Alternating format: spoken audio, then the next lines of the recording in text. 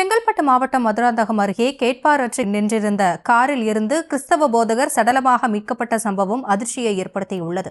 இதுகுறித்த விவரங்களோடு இணைகிறார் எமது செய்தியாளர் அருண். முழு விவரங்களை பதிவு செய்யலாம். வணக்கம். செங்கல்பட்டு மாவட்டம் மதுராந்தகம் அடுத்த திருச்சி சென்னை தேசிய நெடுஞ்சாலை ஓரம் உள்ள ஐவேன் ஓட்டல் எதிரே உள்ள காலி மனையில் கடந்த 2 நாட்களாக கார் ஒன்று நின்று கொண்டிருப்பதாக மதுராந்தகம் காவல்துறையினருக்கு தகவலானது தெரிவிக்கப்பட்டது.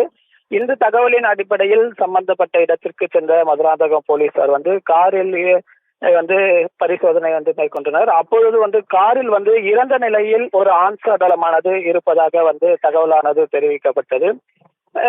இதையடுத்து இந்த சம்பவம் குறித்து முதல் விசாரணையானது மதுராந்தகம் போலீசார் விசாரணையானது மேற்கொண்டு வந்தனர். முதற்கட்ட விசாரணையை இவர் மேல்மருவத்தூர் அருகே உள்ள அக்லி கிராமத்தை சேர்ந்த அமுல்ராஜ் என்பது தெரிய வந்தது.